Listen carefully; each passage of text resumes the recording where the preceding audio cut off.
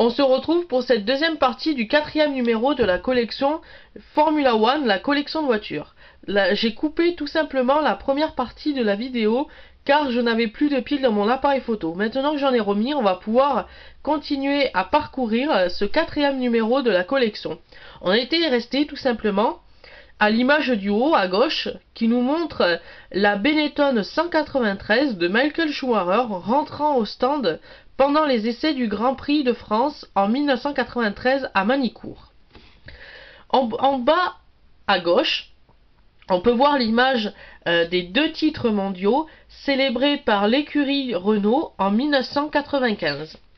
On va tout de suite aborder la quatrième rubrique de cette semaine avec le circuit. C'est le circuit de Belgique qui est à l'honneur pour ce numéro 4. On nous dit que sa longueur est de 7400 mètres, que la largeur de la piste fait 15 mètres, qu'il possède 4 virages à gauche, 10 virages à droite, et que sa vitesse maximale est de 330 km/h. Donc je vais tout de suite tourner la page de ce fascicule numéro 4. On va tomber tout de suite sur la cinquième rubrique abordée pour cette semaine qui est l'histoire de la F1 1953. Ferrari confirme sa supériorité. Ascari ne lâche rien. La 500 F2 confirme son rang de monoplace d'exception et Ascari devient pratiquement imbattable. Les Ferrari remportent 7 courses sur 8. Fangio s'impose ni d'extrémiste au volant de sa Maserati au Grand Prix d'Italie à Monza. Ensuite, on a une très belle image ici en bas à gauche des Ferrari devant le stand prêtes à être alignées sur la grille du départ du Grand Prix d'Allemagne, mais on nous dit pas en quelle année. Ensuite, on a une très belle image en bas à droite qui nous montre le départ au Grand Prix d'Italie au premier plan de la Ferrari de Farina et la Maserati de Fangio et l'autre Ferrari, celle d'Ascari. Voilà. On a ensuite en haut à droite le classement 1953 avec pour la première place Alberto Ascari sur sa Ferrari 500 F2.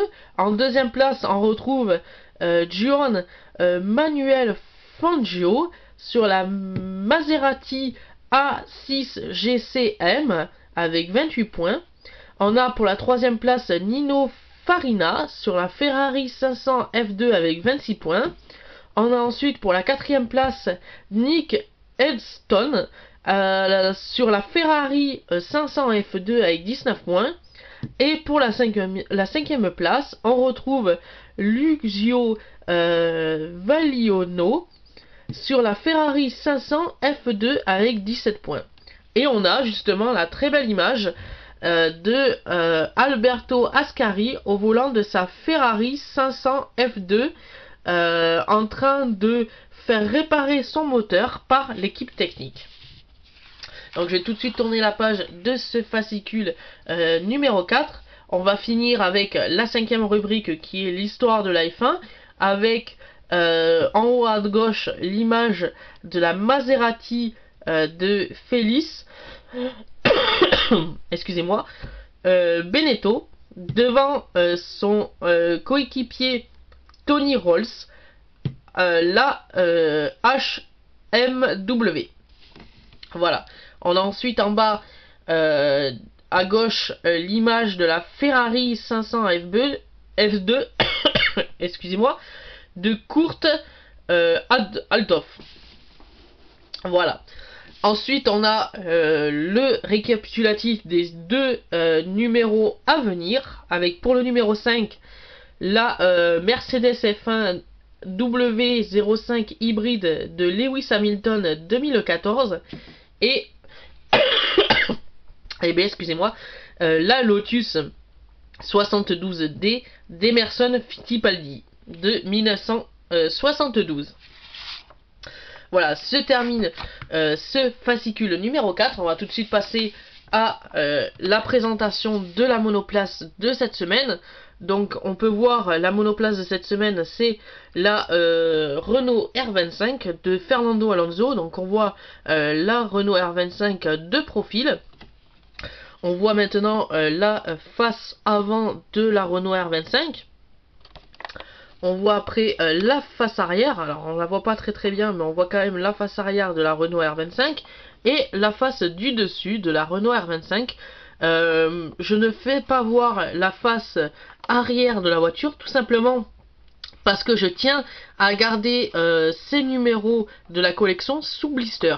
Le seul petit truc que j'ai à vous faire voir, c'est ici une petite inscription, que je vais agrandir d'ailleurs, voilà, qui nous dit numéro 9 Ford UK. En fait, c'est le 9e numéro de la collection en édition anglais. C'est pas une version française de la collection, c'est une version anglaise de la collection.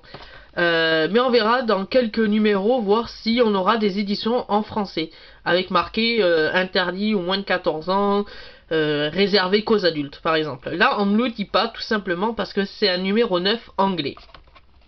On a aussi une petite plaque ici avec marqué la Renault R25 de 2005 présentée et pilotée par Fernando Alonso. Et ici, on a une très belle étiquette de la Formule 1. Voilà.